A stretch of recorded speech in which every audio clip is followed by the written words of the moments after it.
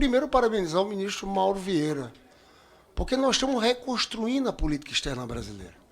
Nós temos uma tradição no Itamaraty, uma tradição de muitos anos, centenária, uma tradição sempre na mesma linha.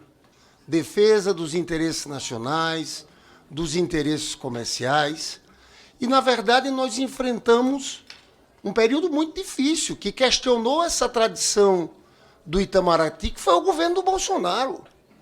Nunca nós ficamos tão isolados na nossa história. Um ex-ministro chegou a falar que o Brasil era pária internacional. Os senhores lembram daquela reunião do G20 em Roma? As lideranças políticas todas ali e Bolsonaro circulando, sem falar com qualquer pessoa. Os líderes mundiais faziam questão, visitavam a América Latina, de pular o caso do Brasil. Não paravam aqui. Eu vi o agro, que os senhores dizem que defendem, desesperado com as loucuras, as sandices ditas por Bolsonaro contra a China, o maior parceiro econômico, e o pessoal do agro, da direita, enlouquecido para desfazer o que era feito. A gente lembra também do que houve ali. Gente, os senhores lembram a relação com a França? O xingamento de uma primeira-dama. Mas não era só isso. A vergonha internacional em tudo. Nas posições ambientais, nas posições de direitos humanos. Então, os senhores tiveram que recolocar o país internacionalmente. E o senhor, ministro Mauro Vieira, junto com o presidente, conduziram isso de forma impecável. No diálogo com todos os países, a gente voltou a ter relação com o Oriente Médio.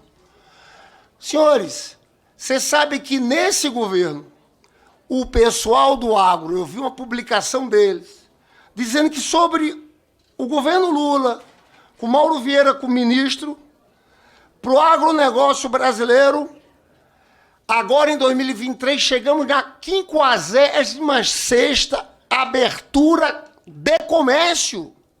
O presidente Lula viaja com o pessoal do agro, abrindo espaço, negócios. São mais de 356 novas oportunidades de negócio para exportação brasileira. Tudo isso que foi vulnerabilizado no governo anterior. O Brasil volta a ter reconhecimento. O presidente Lula agora vai ter uma homenagem na França. Nenhum chefe de Estado brasileiro teve em toda a história do país essa homenagem que vai ter agora na Academia de Letras da França. Eu falo tudo isso para dizer que nós temos problemas tão sérios nessa área causados pelos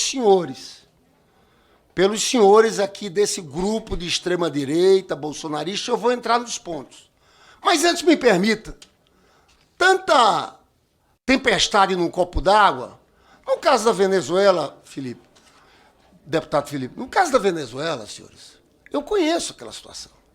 Os senhores sabem que o governo brasileiro teve uma posição que a Maria Cristina Machado, eu quero que os senhores saibam, porque, pelo amor de Deus, porque aqui parece que os fatos não têm relevância.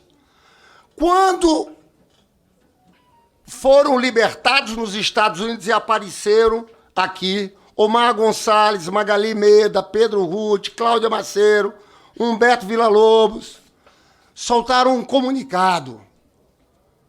A liberdade conquistou uma vitória, a liberdade atendida uma vitória. Esse é o grupo da Maria Cristina Machado. Sabe o que eles falam aqui? Começam comemorando, a Venezuela será livre.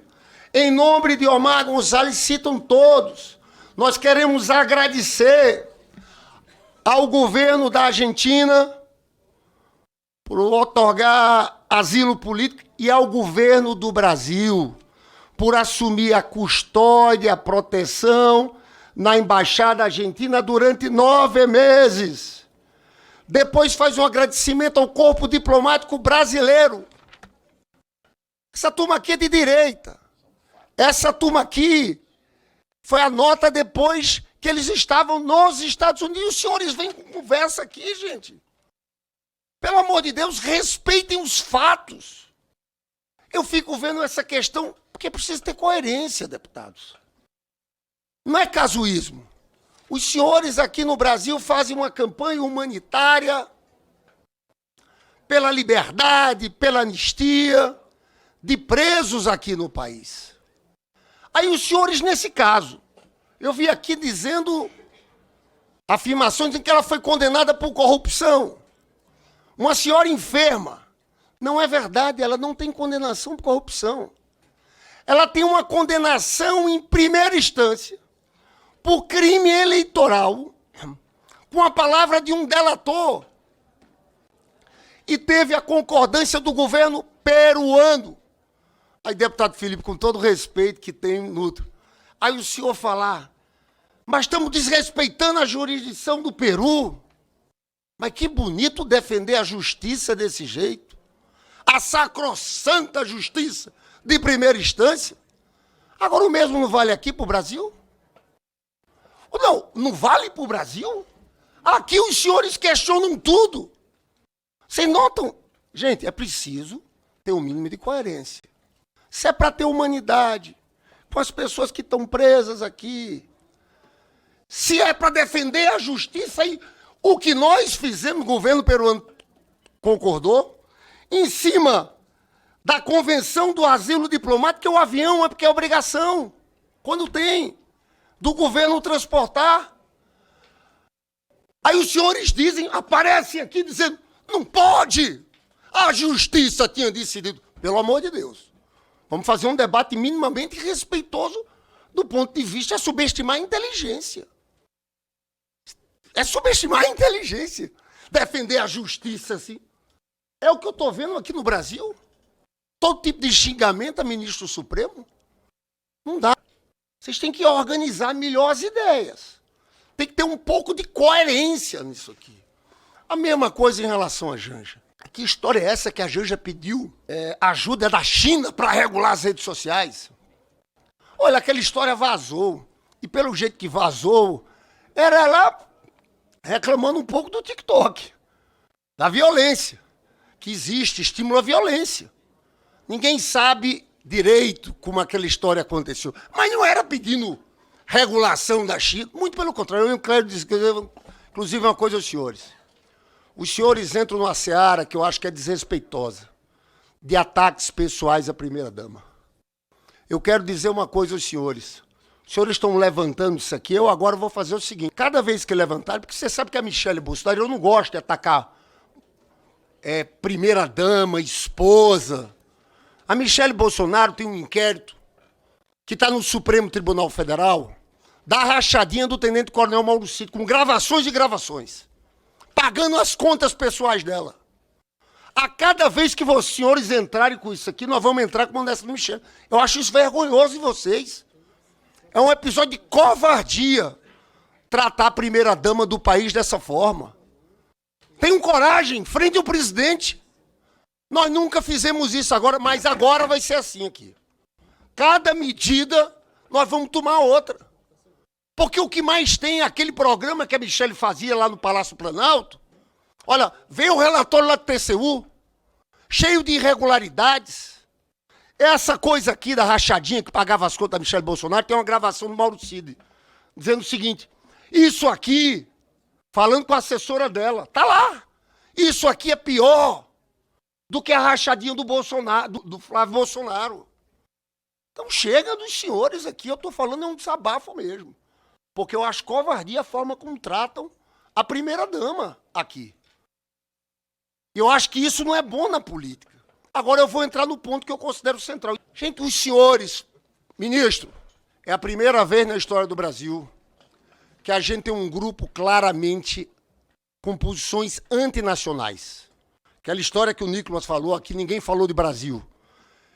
Pela primeira vez na história, até Plínio Salgado, integralista lá atrás, tinha as posições fascistas, mas era nacionalista. É impressionante ver que os senhores abandonam os interesses do Brasil e vestem a camisa e o boné dos Estados Unidos e do Trump. É uma situação única na história. Na verdade, nós temos aqui uma atuação de um grupo que atenta contra a soberania nacional, que, para mim, tem uma postura de traição nacional. Eu não consigo entender como é que essa turma teve coragem de votar contra a lei de reciprocidade, que foi construída pela ex-ministra do próprio governo da Bolsonaro da Agricultura, Tereza Cristina. Dói escutar Eduardo Bolsonaro com vídeo, dizendo que está articulando com autoridades norte-americanas para que os imigrantes brasileiros sejam transferidos e presos na prisão do Bukele em El Salvador. O que está sendo feito por Eduardo Bolsonaro e por vocês, que é, na verdade, o mesmo grupo político, é traição nacional. Os senhores estão mentindo. Eduardo Bolsonaro comete um crime e teve a abertura de um inquérito contra ele. Por que comete o crime? Porque ele articula dia a dia com autoridades norte-americanas, mentindo, e querem sancionar ministros do Supremo Tribunal Federal, um poder independente em nosso país, ao atacar, ao achincalhar ministro Supremo. Os senhores estão atacando o Brasil. É isso que está em jogo. Eduardo Bolsonaro vai ser condenado. Porque a gente sabe que o que ele está fazendo é coação no custo do processo, é para proteger o pai dele. Mas é mais do que isso. É traição nacional. É atentado à soberania nacional e isso é crime. E digo mais. Qual é a diferença, ministro Mauro Vieira, entre uma pessoa que entra no Supremo Tribunal Federal quebrando tudo, com pedra, com o que ele está fazendo nos Estados Unidos, a cada dia, tentando pressionar e interferir num julgamento independente, de um poder independente, queiram vocês ou não, porque inventam essa história, mas todo mundo sabe que Bolsonaro vai ser julgado. Tentativa de assassinato do Lula, do Alckmin, do Alexandre de Moraes. Tem tudo prova lá. Aí ficam com essa história prejudicando o país. Então é a primeira vez na história que a gente tem um grupo político que age contra os interesses nacionais. Era tudo conversa. Não é a bandeira do Brasil. É o bonezinho de Faça América Grande novamente. Eu chamo a atenção disso. Não quero nem que o senhor responda, ministro. Mas digo o seguinte, nós estamos entrando numa quadra muito difícil da história. Na nossa relação internacional com os Estados Unidos, que o Brasil tem tido uma postura muito madura e muito responsável em relação, inclusive, às questões tarifárias. Mas os senhores estão querendo promover uma brutal crise diplomática ao trabalhar cotidianamente contra poderes constituídos aqui no nosso país. Ministro Mauro Vieira, siga em frente. Saia dessa audiência pública e continue seu trabalho pela reconstrução da nossa política externa.